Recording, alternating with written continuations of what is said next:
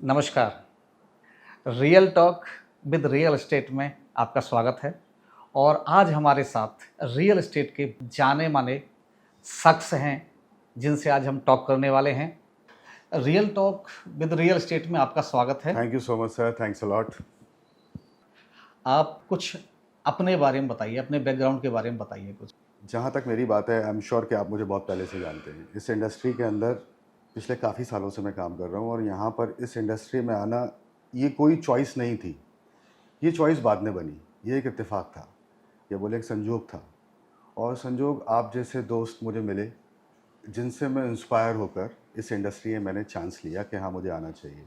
But हाँ, ये journey काफ़ी अच्छी थी, फ्रूटफुल थी और I am pretty much happy. अभी तक जो मैंने किया, सबकी सोच अलग अलग है, लेकिन मेरी सोच थोड़ी सी डिफरेंट थी इस चीज़ को लेकर। हो सकता है मेरे जैसे और भी हज़ारों लोग होंगे, आप भी हैं उसके अंदर, कि मैंने हमेशा इस बात की कोशिश की कि इस इंडस्ट्री को इनिशियल स्टेज पर या आज से काफ़ी टाइम पहले बड़ा ही ख़राब समझा जाता था। इस इंडस्ट्री में खासकर काम करना, इसके अंदर नेगेटिविटी बहुत थी, क्योंकि जिस इंडस्ट्री के अंदर फंड और पैसा, ज़मीन इन्वॉल्व है, राइट, जहाँ कॉन्क्रीट इन्वॉल्व है, वहाँ पर हमेशा फ्रॉड के चांसेस बहुत रहते थे और शायद किसी ज़माने में थे और आज भी हैं।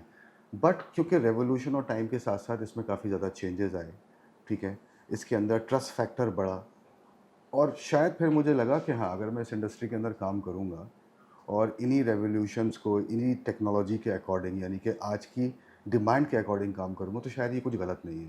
बट ये बात फैक्ट है, हल्के हल्के चीज़ों के अंदर चेंजेस आए, लोगों ने इसको एक्सेप्ट किया और I am pretty much happy. मैं बहुत खुश हूँ इस इंडस्ट्री में काम करने से। Very good. कितने साल हो गए आपको इस इंडस्ट्री में काम करते हुए? Approximately 7 to 8 years. 7-8 साल हो गए। यस। तो बहुत कुछ आपने उतार चढ़ाव देखा होगा। हाँ। और रियल एस्टेट में डाउनफॉल भी देखा होगा आपने, बूम भी देखा होगा। बिल्कुल। रियल एस्टेट से लोग रियल एस्टेट में इन्वेस्ट करना लोगों ने बंद भी कर दिया था और बहुत तेज़ी से वो भी समय देखा होगा कि जहाँ रियल एस्टेट में बहुत तेज़ी से लोग इन्वेस्टमेंट कर रहे जी। हैं। तो मैं एक छोटा सा क्वेश्चन है मेरा कि 3 साल पहले जब लॉकडाउन आया था, 3 से 4 साल पहले, उस समय रियल एस्टेट और अब के रियल एस्टेट में जो प्राइस हैं, जी। रियल एस्टेट में जो प्राइस हैं, लगभग कितने परसेंट हाइक हो गए हैं? कितने परसेंट बढ़ गए हैं अभी? देखिए सर, ये बड़ा एक एब्सर्डिटी रही है मार्केट के अंदर। पता नहीं मुझे ये वर्ड यूज़ करना चाहिए एब्सर्डिटी वाला या फिर नहीं। बट हाँ, प्राइजेस बहुत ऊपर गए, बहुत ज़्यादा ऊपर गए हैं। बल्कि मैं बोलूँगा इस बात का एक पर्टिकुलर कैलकुलेशन देना कि जी 50%, 80%, 90%, ये बड़ा ही रॉन्ग होगा। सिचुएशन और डिमांड के अकॉर्डिंग जिस हिसाब से डिमांड बढ़ी है, डिफरेंट डिफरेंट सेक्टर्स हैं, प्राइस यहाँ पर 100% भी ऊपर गए, 150% का भी यहाँ पर हाइक हुआ है। जैसे मैंने आपने पूछा कि कितना परसेंटेज ऊपर गया है, तो ये परसेंटेज का एक्यूरेट आंसर देना ये बहुत डिफ़िकल्ट है। बट हाँ, इतना है, नो डाउट प्राइजेस बहुत ऊपर गए हैं। मुझे ऐसा लगता है शायद जब ये लॉकडाउन था, फर्स्ट लॉकडाउन था, उस टाइम पर जिन लोगों ने डिसीजन लिया वो शायद आज बहुत खुश होंगे, क्योंकि जिन प्राइजेस पर उन चीज़ों को ख़रीदा गया था, आज के प्राइजेस में एक ड्रास्टिकल, एक बहुत बड़ा चेंज है, एक मेजर डिफरेंसेस है प्राइजेस के अंदर। बहुत बढ़िया। तो अगला क्वेश्चन मेरा ये है कि रियल एस्टेट में इन्वेस्टमेंट करने का अब सही टाइम है या अभी रुकना चाहिए लोगों को? सर, ये दुनिया बहुत बड़ी है, बहुत बड़ी है। रियल्टी मार्केट एक ऐसी मार्केट है जिसमें सबसे ज़्यादा ऑथेंटिसिटी होती है। गोल्ड के बाद शायद लोग पहली प्रेफरेंस देते हैं कि आपके पास एसेट्स क्या हैं, कितना आपने बनाया। ये सोचना कि ये राइट टाइम है या रॉन्ग टाइम है, मुझे लगता है आज से 10 साल बाद भी अगर आपको अपॉर्चुनिटी मिलती है प्रॉपर्टी बाई करने की, तो आप कीजिए, आप आज भी कीजिए। ये इंडस्ट्री ऐसी नहीं है मेरे हिसाब से कि आप ये थॉट अपना क्रिएट करें कि ये राइट टाइम है ख़रीदने का। जब आपने सोच लिया that is the right time. पिछले मेरे अपने 8-10 साल की, 9 साल की, 7 साल की जर्नी में मैंने कभी ऐसा नहीं देखा कि प्राइस नीचे चला गया, प्राइस ऊपर ही जा रहा है। उसका कारण क्या है कि प्राइस ऊपर जा रहे हैं? सर, गुड़गांव की रियल एस्टेट मुझे लगता है कि नोएडा और दिल्ली से ज़्यादा डिमांड पे है, जो मेरा अनुभव है कि गुड़गांव की इसके मार्केट। रीजंस हैं सर हाँ, कुछ। हाँ। इसके कुछ रीजंस हैं। मैं बहुत टेक्निकल नहीं जाकर आपको एक बहुत ही प्रैक्टिकल और एक बहुत ओपन और इजी वर्ड्स में इसका आंसर करूंगा। देखिए, सारा खेल होता है डिमांड और सप्लाई का, कनेक्टिविटी का, अप्रोच का। रियल एस्टेट के अंदर यही देखा जाता है। जब आप घर खरीदते हैं तो घर खरीदने से पहले आपकी कैलकुलेशन सिर्फ इतनी होती है, यहाँ से हॉस्पिटल पास में है या नहीं है, डेली नीड्स के लिए ग्रॉसरी शॉप्स यहाँ पर हैं या नहीं है, अगर हमें बाहर जाना हो तो यहाँ पर सिक्योरिटी और कनेक्टिविटी कैसी है, मेट्रो कितना दूर है। ऑफ कोर्स अगर मैं मेट्रोपॉलिटन सिटी में हूँ या इस तरह की सिटी में हूँ जहाँ पर मेट्रो है तो मेट्रो की बात कर रहा हूँ, अदरवाइज ज़रूरी नहीं है। बस स्टैंड भी देखा जाता है, रेलवे स्टेशन भी देखा जाता है, ये कनेक्टिविटी कितना दूर है। अब अगर हम गुड़गांव की बात करते हैं, गुड़गांव बेसिकली लकीली एक ऐसी जगह लोकेटेड है दिल्ली एनसीआर के अंदर जहाँ से कैपिटल नो डाउट बिल्कुल एडजेसेंट है, जहाँ से एयरपोर्ट बहुत ज़्यादा एडजेसेंट है दिल्ली से, मेन दिल्ली से, यानी कि कैपिटल ऑफ इंडिया। कनेक्टिविटी बहुत सारे मोड्स ऐसे हैं जो कि बहुत अप्रोचेबल हैं, वेदर वो मेट्रो हो, बस स्टैंड हो, इवन दो जो रोड्स हैं। तो ये अपने आप में एक बहुत बड़ा रीज़न है। डिमांड हाई होने की वजह है, डिमांड ऐसा नहीं है कि नोएडा की डिमांड कम है या फरीदाबाद की डिमांड कम है या गुड़गांव की डिमांड ज़्यादा है। रीज़न ये है, ज्योग्राफिकली अगर आप देखते हैं तो नोएडा अपने आप में एक बहुत बड़ी सिटी है, बहुत बड़ी सिटी है। मुझे लगता है शायद नोएडा के अंदर नंबर ऑफ़ बाइंग, यानी कि नंबर ऑफ़ सेल्स और नंबर ऑफ़ ट्रांजैक्शन या नंबर ऑफ़ ट्रेड शायद गुड़गांव से ज़्यादा होंगे, मगर वो हम उसको रियलाइज़ नहीं कर पाते हैं क्योंकि हम बहुत बड़े एरिया में देख रहे हैं। गुड़गांव की बात करते हैं, गुड़गांव एक बहुत छोटी सी जगह है। फॉर एग्ज़ाम्पल हम गुड़गांव का कोई भी एक ऐसी लोकेशन पिक कर लेते हैं जो हमें लगता है कि इसको शायद सब जानते हैं और कहीं ना कहीं ये सेंटर में है। For example Rajiv Chowk. राजीव चौक एक ऐसी जगह है, आप जानते हैं, आई एम श्योर कि राजीव चौक कहाँ पर है। राजीव चौक एक ऐसी जगह है कि आप, आई बिलीव, शायद 20 किलोमीटर्स किसी भी डायरेक्शन में चले जाइए, whether east, west, north, south, आप सिर्फ शहर ही नहीं, आप स्टेट क्रॉस कर जाएंगे। या तो आप पंजाब पहुंच जाएंगे, राजस्थान पहुंच जाएंगे, या उत्तर प्रदेश पहुंच जाएंगे, या उस तरफ दिल्ली की तरफ निकल जाएंगे। मैं राइट और रॉन्ग?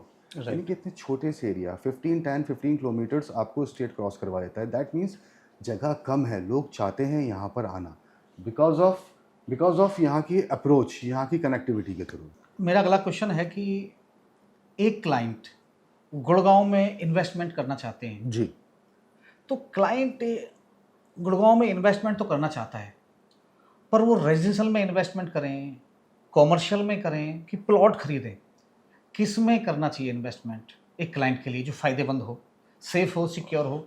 सर तीनों चीज़ें सिक्योर हैं यहाँ पर, वेदर वो रेजिडेंशियल हो, कमर्शियल हो या XYZ इंडस्ट्रियल एंड ऑल ब्ला ब्ला, वो डिपेंड करता है आपकी नीड पर, आपकी नीड क्या है। तो मैं इसके अंदर ये बोलूँगा, जहाँ पर आप सेटिस्फाई हैं, तीनों ही प्रॉपर्टी हैं, तीनों के अंदर ही अप्रिसिएशन आना है। पर आपका क्या सजेशन है कि किस में वो इन्वेस्टमेंट करें? अगर आपके पास घर नहीं है तो मैं बोलूँगा घर लीजिए पहले, राइट। और अगर आपके पास घर है तो मैं बोलूँगा दुकान लीजिए, सिंपल है। और अगर आप चाहते हैं कि आप अपने लिए सेल्फ यूज़ के लिए अगर आप कुछ चाहते हैं तो मैं आपको बोलूँगा, ऑफ कोर्स आपको सबसे पहले अपना ऑफिस बनाना चाहिए। अपने ऑफिस के लिए देखिए सबकी, इसका एक एक्यूरेट आंसर देना थोड़ा सा डिफ़िकल्ट है, ये डिपेंड करता है इंडिविजुअल। ऐसे बहुत सारे लोग होते हैं, क्योंकि ऐसे बहुत, हम इन जनरल मार्केट के अंदर बोलते हैं अगर आपको इन्वेस्टमेंट करना है और अगर आप एंड यूज़र नहीं है, you are just an investor, तो उस पॉइंट ऑफ व्यू से आप कमर्शियल के अंदर इन्वेस्टमेंट कीजिए। ये इन जनरल हमारे अपना एक डिलीवरी होती है हर क्लाइंट को, क्योंकि इसके अंदर रिटर्न्स, यानी कि इसको हम बोलते हैं रिटर्न्स ऑन इन्वेस्टमेंट, किराए वाली इनकम काफ़ी हैवी और अच्छी होती है, लिक्विडिटी हाई होती है। लेकिन ऐसा हर जगह ज़रूरी नहीं है, एप्लीकेबल नहीं है। ऐसे बहुत सारे लोग होते हैं जो कि बोलते हैं नहीं मुझे इन्वेस्टमेंट करना है, लेकिन मेरा इन्वेस्टमेंट हम लोग सिर्फ रेजिडेंशियल में करते हैं। आप उस माइंड को चेंज नहीं कर सकते। मैं अपने बिजनेस पॉइंट ऑफ व्यू से बात कर रहा हूँ। अगर जो मेरा बिजनेस है, मैं कभी नहीं चाहूँगा अपने क्लाइंट को डाइवर्ट करूँ, बट हाँ, ये फैक्ट है कि मैं उसको एक राइट एडवाइस ज़रूर दूंगा। राइट। अगर आपके पास 3 करोड़ रुपए का बजट है जी, तो आप अपने लिए क्या खरीदेंगे? रेजिडेंशियल, कॉमर्शियल या प्लॉट? किस में आप इन्वेस्टमेंट करेंगे अपनी? जैसे मैंने बोला, सबका अपना इंडिविजुअल थॉट प्रोसेस है। नो मैटर मेरे पास घर है या नहीं है, अगर मेरे पास घर है भी या नहीं भी है तो शायद मेरी पहली प्रायोरिटी घर नहीं होगी, मेरी पहली प्रायोरिटी दुकान होगी। क्यों? अगर मैंने दुकान ले लिया, दुकान में बार बार वर्ड यूज़ कर रहा हूँ, that means commercial, it could have been office या कमर्शियल या रिटेल स्पेस, कुछ भी हो सकता है। कहने का मेरा मीनिंग ये है, मैं वहाँ कोशिश ये करूँगा कि मैं सबसे पहले एक दुकान, यानी कि एक कमर्शियल के अंदर इन्वेस्टमेंट करूँ, जिससे या तो अपनी पैसिव इनकम बना सकूँ और उस पैसिव इनकम से मैं अपने लिए फिर एक घर खरीद सकूँ। ये मेरी चॉइस है, लेकिन ये ज़रूरी नहीं है कि ये आप पर या किसी और पर, हर किसी पर एप्लीकेबल होती है। सबकी अपनी एक डिमांड है। बहुत लोग ऐसे होते हैं जिनकी रिस्क कैपेबिलिटी कम होती है, वो नहीं चाहते कि हमें रिस्क लेना है, हमें नहीं चाहिए कमर्शियल, हम दुकान से मकान नहीं बनाएंगे।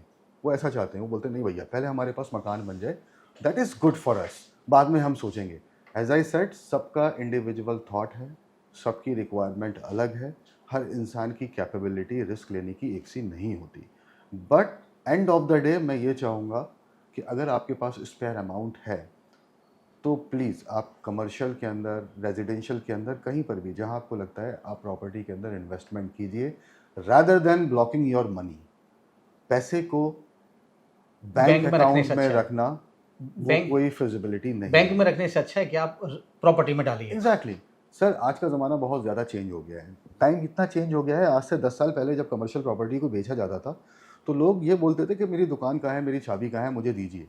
आज डिफरेंट है बिल्कुल। आज लोग बोलते हैं भैया ठीक है, मैं आपसे दुकान ले लूँगा, सब कुछ ले लूँगा, किराया कितने दिन तक दोगे, किराएदार कहाँ है। तो सिचुएशन इज़ कम्प्लीटली चेंज। पहले लोग सिर्फ दुकान खरीदते थे और दुकान की ही बात करते थे। फॉर एग्जाम्पल अगर मैं आपको कुछ बेचना चाहता हूँ तो अब वो टाइम बिल्कुल इतना चेंज हो गया, मैं आपको सिर्फ दुकान नहीं बेच रहा हूँ, मैं दुकान के साथ साथ आपको इस बात की श्योरिटी, गारंटी और वारंटी देता हूँ। इवन दो पेपर्स पे भी चीज़ों को लेकर आता हूँ कि आने वाले 10 साल तक, 15 साल तक जी मैं आपको इतना किराया दूंगा। उसमें भी आपके फिर ऑब्जेक्शंस होते हैं, आप मुझसे ये डिस्कशन कभी करते ही नहीं है कि दुकान मुझे खरीदनी है नहीं खरीदनी। वो तो अपना फर्स्ट अटैम्प्ट पे आपने अपना माइंड मेकअप कर लिया, हाँ जी मुझे दुकान चाहिए, आगे का डिस्कशन करो। जब मैं आपको किराए की बात करता हूँ वहाँ बोलते हैं ठीक है लेकिन मैं 15 साल तक यही किराया क्यों लूँगा। तो डिस्कशंस बेसिकली उस पे चलते हैं। फिर मैं आपको ऑप्शंस देता हूँ, हर साल 5% का एप्रिसिएशन है या एक्सलरेशन है रेंट के अंदर। यू नो वरी, रेंट आपका एक सा नहीं रहेगा, 3 साल के बाद 10% 15% बढ़ता रहेगा। So this is the demand. अगर आप मेरी बात करते हैं मुझे क्या करना चाहिए, तो मैं आपको अगेन ये बोलूँगा दैट इज़ इंडिविजुअल थॉट। बहुत बट बढ़िया। प्रॉपर्टी के अंदर आप इन्वेस्टमेंट कीजिए, पैसे को ब्लॉक करने से अच्छा इन्वेस्टमेंट प्रॉपर्टी के करें। अंदर कीजिए। कैसे कीजिए, कहाँ करना है, उसके लिए आपको किसी ना किसी की हेल्प लेनी होगी। और किसी मेरे एक्सपर्ट से जैसे बात करनी होगी। एग्जैक्टली आप जैसे किसी एक्सपर्ट से बात मेरे करनी जैसे होगी। मार्केट के अंदर बहुत बैठे हैं जहां आपका एक थॉट प्रोसेस हो सकता है कोई आपका दोस्त हो सकता है कोई रेफरेंसेस से हो, या हो सकता है बात करने से आपको लगता है कि हाँ आप इस पर ट्रस्ट कर सकते हैं। वो अगेन वो आपका अपना पर्सनल है, उसमें कोई चेंजेस नहीं कर सकते। मेरा अगला सवाल है कि इन्वेस्टमेंट अभी गुड़गांव के गोल्फ कोर्स रोड पे करना ठीक रहेगा, गोल्फ कोर्स एक्सटेंशन रोड पे करना ठीक रहेगा, या द्वारका एक्सप्रेसवे पे? क्योंकि तीनों अपने आप में प्रीमियम हैं। गोल्फ कोर्स रोड तो अपने प्रीमियम है ही, एक्सटेंशन भी है, बिल्कुल ठीक है। और द्वारका एक्सप्रेसवे भी। तो एक क्लाइंट अपना पैसा कहाँ लगाए जो सुरक्षित भी हो और प्रॉफिटेबल भी हो? सर ये आपने कैसा क्वेश्चन किया है, सुरक्षित भी हो और प्रॉफिटेबिलिटी भी हो। हाँ। पूरा गुड़गांव सुरक्षित है, आप कहीं पर भी पैसा लगाइए, वेदर वो गोल्फ कोर्स रोड हो, गोल्फ कोर्स एक्सटेंशन रोड हो, एसपीआर रोड हो, द्वारका एक्सप्रेसवे हो। That is not so important कि आप पैसे कहाँ लगा रहे हैं। बट आई बिलीव पर्सनली मेरा ये मानना है अगर गोल्फ कोर्स रोड पर मुझे वो प्राइस मिल जाता है जो कि द्वारका एक्सप्रेसवे पर है, तो शायद मेरी पहली प्रेफरेंस गोल्फ कोर्स रोड होगी, पर वो तो जो कि अब हो नहीं सकता। मतलब ही नहीं है। हाँ, अगर मैं चाहता हूँ मेरा अपना एक बहुत अच्छा ऑफिस हो, बहुत ही लेविश ऑफिस हो, या मेरी बहुत ही अच्छी दुकान हो, बहुत सारे लोग वहाँ पर आएँ, बहुत लेविश हो, हाई प्रोफाइल एरिया हो, और मुझे वो कल से ही स्टार्ट करना है, तो मेरी प्रेफरेंस ऑफ कोर्स ऐसी जगह होगी जो कि थोड़ी सी डेवलप हो या फुल्ली डेवलप हो। वो जगह आपका गोल्फ कोर्स रोड है of course, no doubt. But अगर मैं इन्वेस्टर हूँ तो मेरी कोशिश ये होगी कि आने वाले टाइम में मेरी जगह गोल्फ कोर्स रोड हो, तो मेरी प्रेफरेंस होगी फिर द्वारका एक्सप्रेसवे। तो मेरा ये मानना है अगर आप एंड यूज़र नहीं हैं और अगर आप लॉन्ग टर्म इन्वेस्टमेंट चाहते हैं और एक ग्रोथ, एक प्रॉफिटेबिलिटी, आपको लगता है कि यस यहाँ पर आने वाले टाइम में गवर्नमेंट नॉर्म्स के अकॉर्डिंग, मार्केट के अकॉर्डिंग और जो इंफ्रा न्यू डेवलप हो रहा है उसके अकॉर्डिंग अगर आपको लगता है कि हाँ ये सब यहाँ पर हो जाएगा, बल्कि जो हो भी रहा है, तो शायद मेरी पहली प्रेफरेंस होगी द्वारका एक्सप्रेसवे। बहुत बढ़िया। राइट। लेकिन अगेन जैसे मैंने आपको बोला, अगर मुझे कोई प्राइस या कोई चीज़ ऐसी मिल जाती है जिसका प्राइस द्वारका एक्सप्रेसवे वाला है और उसकी लोकेशन गोल्फ कोर्स या गोल्फ कोर्स एक्सटेंशन रोड है, तो शायद फिर मेरी पहली प्रेफरेंस वो भी होगी। बहुत बढ़िया। That is again depends. But overall जो मार्केट सिनेरियो है, जो आज का सिस्टम है, जो आज की डिमांड है, जो नेचर है, शायद एक्सप्रेसवे यानी कि कोई भी ऐसी जगह जो कि डेवलपिंग मोड पर हो, वहाँ पैसा लगाना चाहिए। आप द्वारका एक्सप्रेसवे के बारे में इसलिए बताना चाहते हैं कि वो डेवलपिंग है, यस, वो जहां आपको डेवलपिंग है। प्राइस लो मिलता है, कम प्राइस में चीज़ें मिल जाती हैं, Yes. और जिसके एप्रिसिएशन होने के 100% चांस है कि Yes. भाई आपको 2 से 5 साल के अंदर पैसा भी आपका डबल हो जाएगा। हाँ। एक इन्वेस्टमेंट भी अच्छी, और आपको सेल्फ यूज करना है तो True. वो भी आपके काम आ जाएगा। दोनों पर्पज से बिल्कुल, बिल्कुल। बेटर रहेगा। सर मालूम है, देखिए होता क्या है, आपने कोई ज़मीन ली और आपने बोला कि मैं इस ज़मीन को बेचना चाहता हूँ। आप मुझे इस बात का आंसर करिएगा, मैं उस ज़मीन को अभी नहीं खरीदता। आपने मुझे रेट दिया कि अगर आप इस चीज़ को खरीदेंगे ये चीज़ आपको 100 रुपये में मिल जाएगी। मैंने बोला कि सर मैं अभी नहीं खरीदूंगा, मुझे थोड़ा टाइम दीजिए। अब आपने क्या किया, आप मेरा वेट क्यों करेंगे, आपने उसके अंदर कंस्ट्रक्शन स्टार्ट कर दिया, आपने वहाँ दीवारें खड़ी कर दी और बहुत खूबसूरत सा एक घर बना दिया। आपको शायद 1 साल 2 साल लगे उस खूबसूरत घर बनाने के लिए। अब मैं आपके पास आता हूँ, मैं बोलता हूँ मनोज सर आपको याद है आपने मुझसे 3 साल 2 साल पहले कहा था कि आप मुझे वो ज़मीन बेचने वाले हैं और आप तक अभी तक आपने बेची नहीं है। सर 100 रुपये लीजिए, प्लीज़ मुझे ये जगह दे दीजिए। क्या आप मुझे देंगे? ऑफ कोर्स नहीं देंगे। आप मुझे बोलेंगे नहीं मेरी आपकी बात हुई थी 100 रुपये की तब जब इस ज़मीन, ये सिर्फ़ ज़मीन थी। अब मैंने इसको पूरा एक घर बना दिया, मैंने इसको डेवलप कर दिया। अब इसका प्राइस है 300 रुपीज़। एम आई राइट और wrong? Right, right. Dwarka expressway एक ऐसी जगह है जहां पर every minute every single second एक नई ईंट रखी जा रही है, कहीं ना कहीं एक नई ब्रिक्स वहां कहीं ना कहीं रखी जा रही है, एक नई गवर्नमेंट की न्यू पॉलिसीज आती हैं उसके डेवलपमेंट के रिगार्डिंग, उसके इंफ्रा के रिगार्डिंग। एवरी सेकंड सर वहां पर प्राइस के अंदर एस्केलेशन है। नो मैटर वो शायद 1 रुपये का क्यों ना वो हो सकता है 10 पैसे का क्यों ना हो, बट आप वहाँ जो भी पैसा लगाएंगे वो एवरी सेकेंड एवरी मिनट उसके अंदर एप्रिसिएशन है। इसलिए मेरा मानना है Dwarka expressway is the best place to invest your amount. Very good, बहुत Yes. बढ़िया। बहुत अच्छे सवाल और बहुत अच्छे आंसर आपने दिए हैं सवालों के। जी। अगला सवाल हम लेते हैं कि आपने सिर्फ रियल एस्टेट ही किया है या इसके अलावा किसी और इंडस्ट्रीज में भी आपने कुछ काम किया है? हाँ, एक्चुअली मैंने दूसरी इंडस्ट्री में भी काम किया है, बट अगेन मैं उसको बोलूँगा वो इंडस्ट्री और ये इंडस्ट्री हाँ, नेचर हमारा सबका सेम ही था, यानी कि हाँ, मेरे काम का मैंने अपनी इंडस्ट्री को चेंज किया, लेकिन मैंने अपने बिजनेस नेचर को चेंज नहीं किया।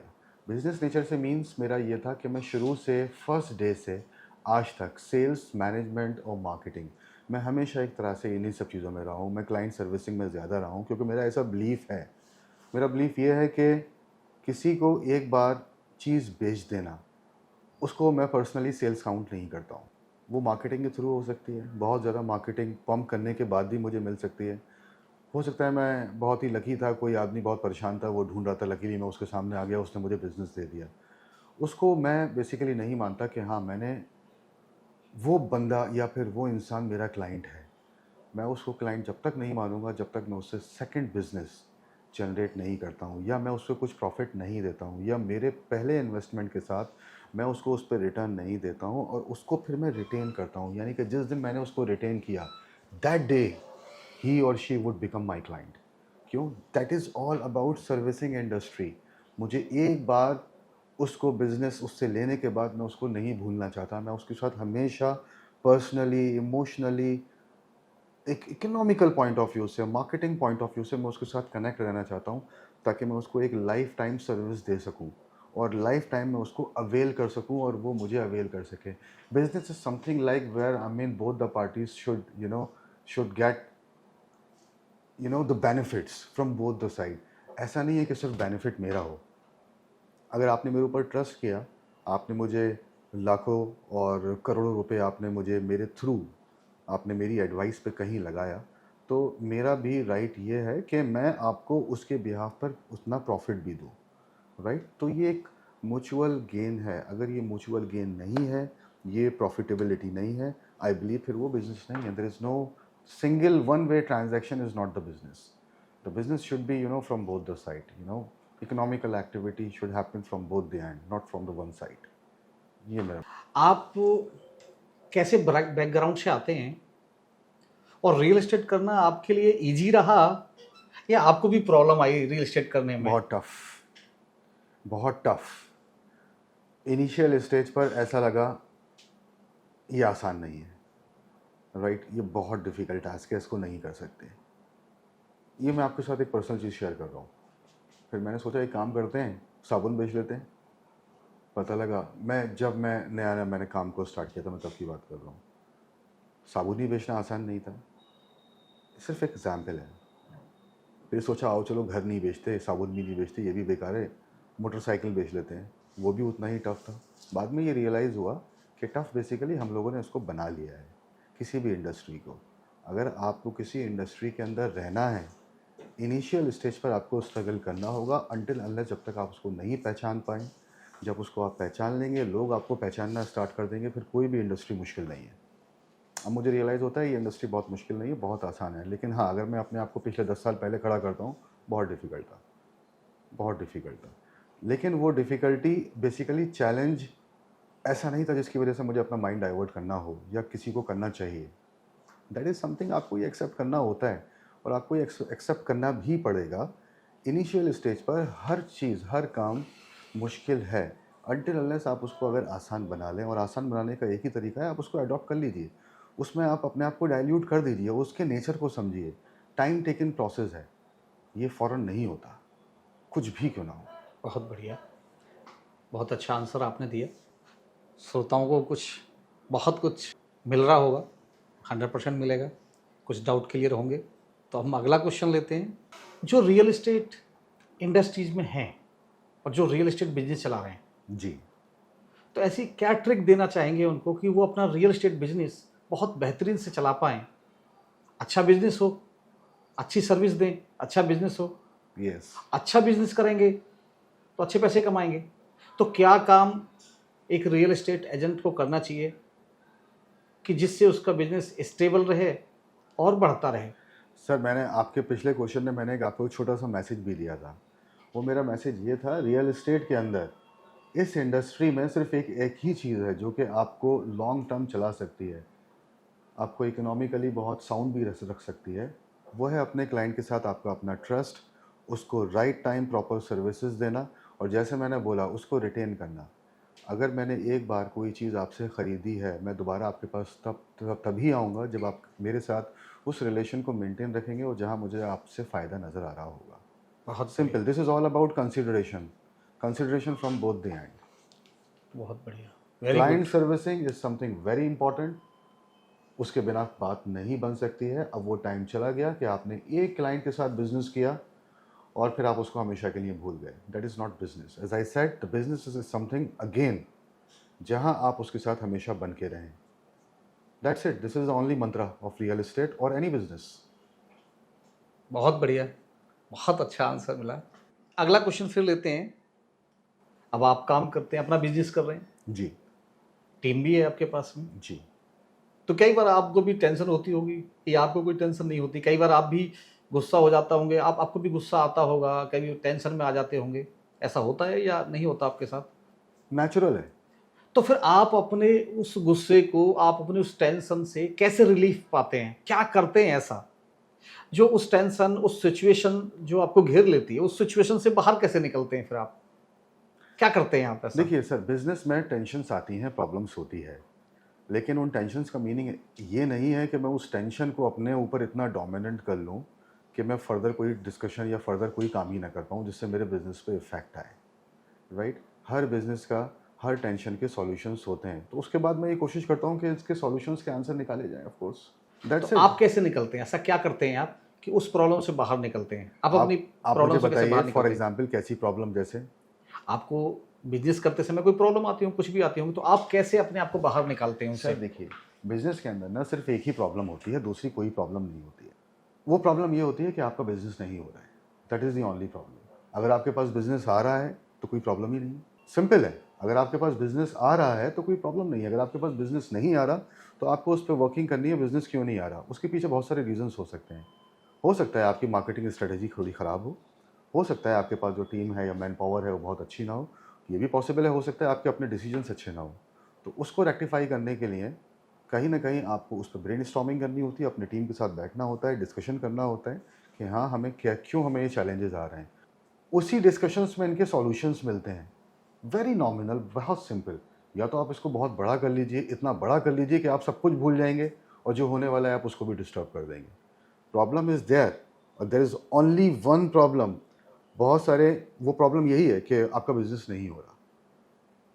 रीजंस कुछ भी हो सकते हैं। रीजंस ये हो सकते हैं कि आपकी टीम आपको सपोर्ट नहीं कर रही है। रीजंस ये हो सकता है कि आपने प्रोडक्ट गलत चूज़ किया है, गलत पिक किया है। रीज़न ये हो सकता है कि आपकी मार्केटिंग स्ट्रेटजी अच्छी नहीं है, जो कि आपके एग्जीक्यूशन को मीट नहीं कर पा रही है। यही प्रॉब्लम्स होती हैं। अगर आप इन प्रॉब्लम्स को ठीक से इनको आप लुक आउट करेंगे, आप इनको देखेंगे, तो नो डाउट आपके पास रिजल्ट्स भी आएंगे। और जो प्रॉब्लम्स हैं, इन प्रॉब्लम्स का सिर्फ एक ही सॉल्यूशन है, अपनी टीम के साथ, अपनी कंपनी के साथ बैठना, इस पर ब्रेनस्टॉर्मिंग करना, इन चीज़ों का सॉल्यूशन निकालना। बहुत बढ़िया, दैट्स इट। गुड। बहुत अच्छा answer. See real estate company sir basically कोई एक ऐसी कंपनी नहीं होती है, ये एक क्लाइंट सर्विसिंग इंडस्ट्री है, खासकर ब्रोकिंग फर्म, जिसके अंदर कोई प्रोडक्ट नहीं है, जहाँ पर आप इसका एक वैलिड आंसर दे सकें कि हाँ यहाँ पर हमारे यहाँ एक एक्स वाई जी आपके एक वॉशिंग पाउडर बनता है, तो वॉशिंग पाउडर कपड़ा साफ़ नहीं कर पा रहा, जिसका मैं आपको एक राइट आंसर दे दूं कि हो सकता है इसके अंदर इस केमिकल की कमी थी, या ये प्रॉब्लम थी, इसकी पैकेजिंग ये हुआ, इसकी वजह से ऐसा हुआ, या एक्स वाई जी, या ये एक हार्ड वाटर को ये एक टॉलरेट नहीं कर पा रहा था। This is simple, a very very simple एक सर्विसिंग इंडस्ट्री है ये। और इस सर्विसिंग इंडस्ट्री को प्रमोट करने के लिए अपने एग्जिस्टिंग क्लाइंट्स के साथ आप रिलेशन मेंटेन रखिए, उनके साथ चीटिंग नहीं कीजिए, राइट, उनको राइट टाइम पे जो उनकी रिक्वायरमेंट है उसको सेटिस्फाई कीजिए। That is your work, that is broking industry का यही एक उसूल है। न्यू बिजनेस जनरेट करने के लिए आपकी स्ट्रेटजीज इंपॉर्टेंट हैं, वो रोल प्ले करती हैं कि आप कैसे किस ऑडियंस को टारगेट कर रहे हैं। बहुत बढ़िया। That's it. Very good.